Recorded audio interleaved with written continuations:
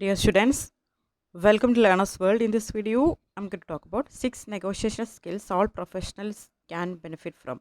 FAUGP, Semester for SEC Commerce and Management, Calcutta University. Summary of 6 negotiation skills all professionals can benefit from. 6 negotiation സ്കിൽസാണ്, അതായത് ചർച്ചയുടെ കഴിവുകളെ കുറിച്ചിട്ടാണ് ഇതിൽ പറയുന്നത്. എല്ലാ പ്രൊഫഷണൽസിനും അനിവാര്യമായിട്ടുള്ള 6 നെഗോഷിയേഷൻ സ്കിൽസിനെ കുറിച്ചിട്ടാണ് പറയുന്നത്. 6 negotiation skills all professionals can benefit from is an informative essay by Kelsey Miller that explains why negotiation is an essential skill for every professional. അപ്പോൾ ഇത് എഴുതിയിരിക്കുന്നത് കെൽസി മില്ലറാണ്. അപ്പോൾ ഇതിൽ പറയുന്നത് ഏതൊരു പ്രൊഫഷണലിനും നെഗോഷിയേഷൻ സ്കില്ല് അനിവാര്യമാണ്, അതായത് ചർച്ച ചെയ്യാനുള്ള കഴിവ് അനിവാര്യമാണ്. ഈ ചർച്ച വരുന്നത് പല കാരണങ്ങൾ കൊണ്ടാണ്, അതായത് സാലറി കൂട്ടി കിട്ടാൻ വേണ്ടിയിട്ട്, അതുപോലെ കമ്പനിയുമായിട്ട് ബന്ധപ്പെട്ട എന്തെങ്കിലും പ്രശ്നങ്ങളുണ്ടെങ്കിൽ ഇവിടെയൊക്കെ ചർച്ച സംഭവിക്കുന്നുണ്ട്. The author argues that negotiation is not limited to business deals or salary discussions. അപ്പോൾ ഓഥർ പറയുന്നുണ്ട് ചർച്ച വരുന്നത് ബിസിനസ് ഡീൽസിലും സാലറി ഡിസ്കഷൻസിലും മാത്രമല്ല. Instead, it is a daily activity that takes place in many situations, such as asking for a raise, managing budgets, closing sales, solving workplace conflicts, or even making personal decisions. ഒരുപാട് സിറ്റുവേഷൻസിൽ ചർച്ച ആവശ്യമായിട്ട് വരുന്നുണ്ട്. അതായത് ഒരു salary കൂട്ടിക്കിട്ടാൻ വേണ്ടിയിട്ട്, budget manage ചെയ്യാൻ, sales close ചെയ്യാൻ, ജോലി സ്ഥലത്ത് എന്തെങ്കിലും പ്രശ്നങ്ങളുണ്ടെങ്കിൽ അത് പരിഹരിക്കാൻ, അതുപോലെ പേഴ്സണലായിട്ടുള്ള എന്തെങ്കിലും തീരുമാനങ്ങളുണ്ടെങ്കിൽ അതിനൊരു ചർച്ച അനിവാര്യമാണ്. Therefore, learning how to negotiate effectively can improve both professional success and personal relationship. അതുകൊണ്ട് തന്നെ ഒരു പ്രൊഫഷണൽ പഠിച്ചിരിക്കണം ഈ നെഗോഷിയേഷൻ സ്കിൽസ്. അതിന് വേണ്ടിയിട്ട് 6 നെഗോഷിയേഷൻ സ്കിൽസാണ് ഇതിൽ പറയുന്നത്. അതായത് നമുക്കൊരു ചർച്ച ചെയ്യാനുള്ള കഴിവുണ്ടായിരിക്കണം. അത് നമ്മളുടെ പ്രൊഫഷണൽ ലൈഫിലും പേഴ്സണൽ റിലേഷൻഷിപ്പിലൊക്കെ ഇത് വളരെയധികം ഹെൽപ്പ് ചെയ്യും.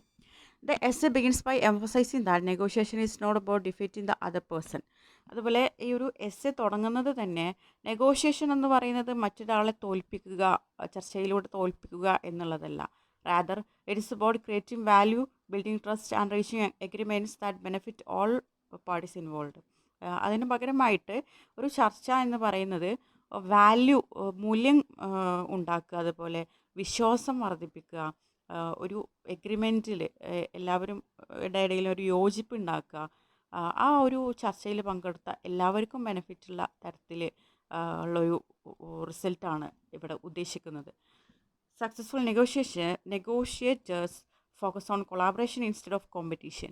അതായത് ഒരു വിജയകരമായിട്ടുള്ള ഒരു ചർച്ച നടത്തുന്ന ആളെന്ന് പറയുന്നത് ഒരു മത്സരം ക്രിയേറ്റ് ചെയ്യല്ല ചെയ്യുന്നത്, അതിന് പകരമായിട്ട് ഒരു സഹകരണമാണ്. ആ ഒരു ചർച്ചയിൽ പങ്കെടുത്ത ആളുകളുമായിട്ടുള്ള ഒരു സഹകരണമാണ് ലക്ഷ്യം വെക്കുന്നത്. അങ്ങനെയാണ് ഒരു സക്സസ്ഫുൾ കോമ്പറ്റീറ്റർ ചെയ്യുന്നത്.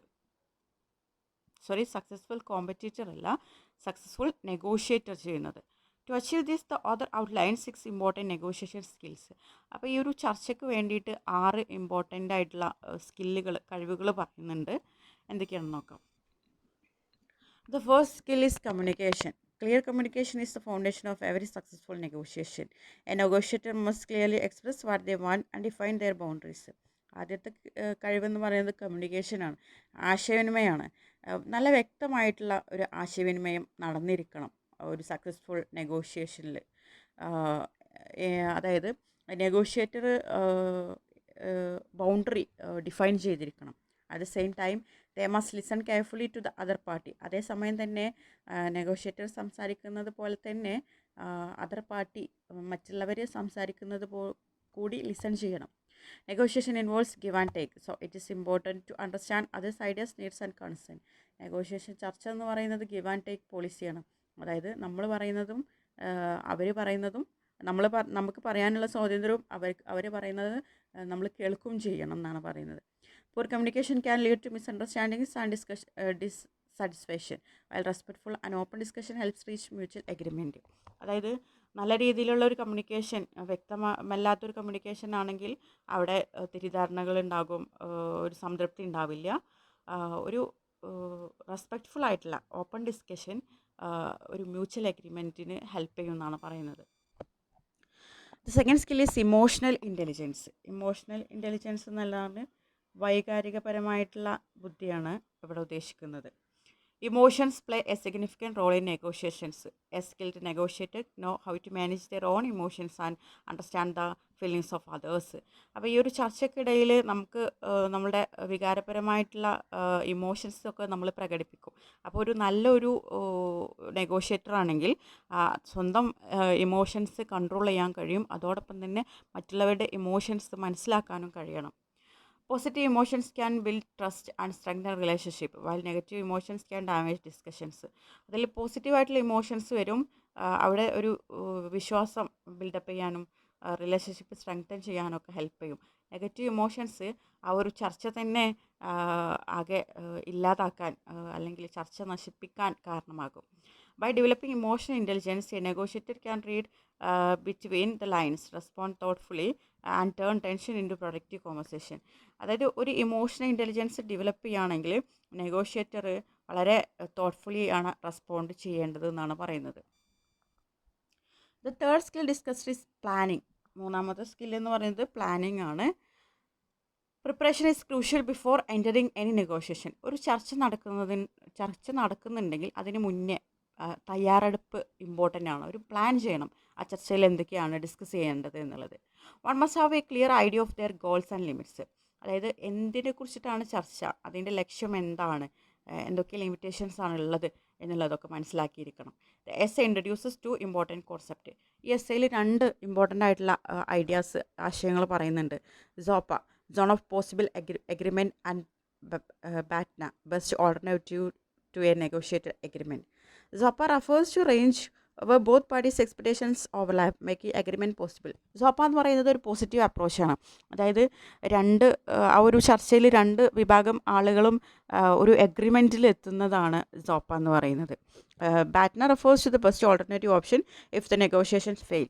ആ ചർച്ച ഫെയിലായി കഴിഞ്ഞാൽ, ചർച്ചയിൽ ഒരു നെഗറ്റീവ് ഇമ്പാക്റ്റ് ആണ് ഉണ്ടായതെങ്കിൽ, ഒരു ഡിസഗ്രിമെൻ്റ് ആണ് വന്നതെങ്കിൽ അതിന് വേറൊരു ഓപ്ഷൻ കണ്ടെത്തുക എന്നുള്ളതാണ് ബാറ്റ്ന കൊണ്ട് ഉദ്ദേശിക്കുന്നത്. Knowing one's partner provides confidence and prevents accepting an unfavorable deal. Proper planning ensures better outcome and reduces risk. നല്ല രീതിയിലുള്ള പ്ലാനിങ് ഉണ്ടെങ്കിൽ നല്ലൊരു റിസൾട്ട് ഉണ്ടാകും, അതുമൂലം റിസ്ക് റെഡ്യൂസ് ചെയ്യാൻ കഴിയും. The fourth skill is value creation. Instead of competing for the largest share of benefits, successful negotiators try to expand the pie.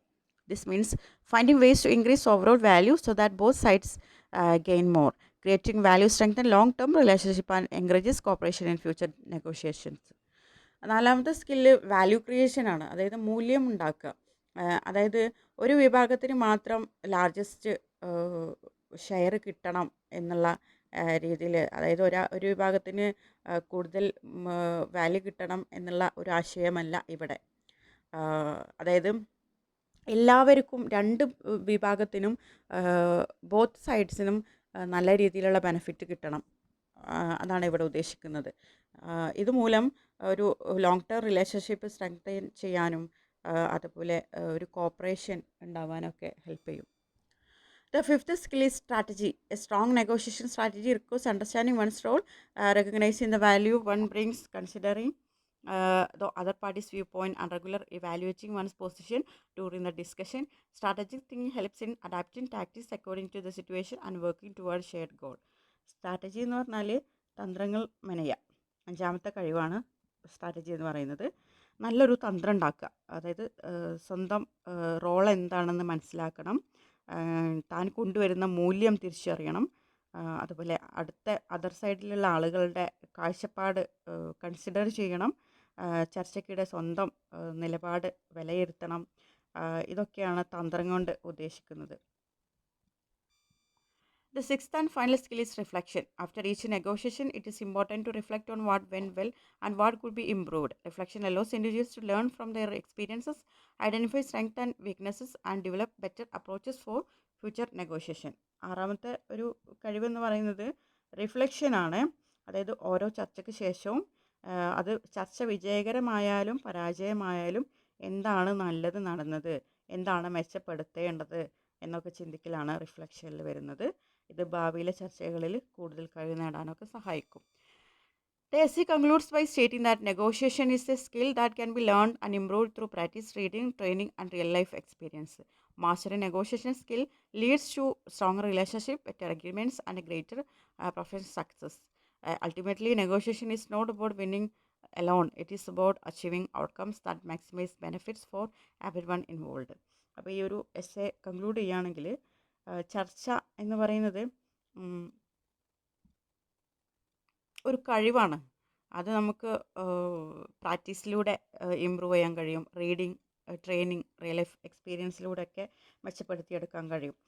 ഈ 6 കഴിവുകൾ നമ്മുടെ കൈവശമുണ്ടെങ്കിൽ നല്ല ബന്ധങ്ങൾ, അതുപോലെ മികച്ച കരാറുകൾ, കൂടുതൽ പ്രൊഫഷണൽ വിജയം ഒക്കെ നേടാൻ സഹായിക്കുന്നുണ്ട്. ചർച്ച എന്നത് ഒരു സക്സസ് അല്ല, അതായത് ചർച്ച എന്നത് ജയിക്കലല്ല, എല്ലാവർക്കും പരമാവധി ഗുണം ലഭിക്കുന്ന ഫലങ്ങൾ കൈവരിക്കലാണ് എന്ന് പറഞ്ഞുകൊണ്ടാണ് ഈ ഒരു എസ്സേ കൺക്ലൂഡ് ചെയ്യുന്നത്.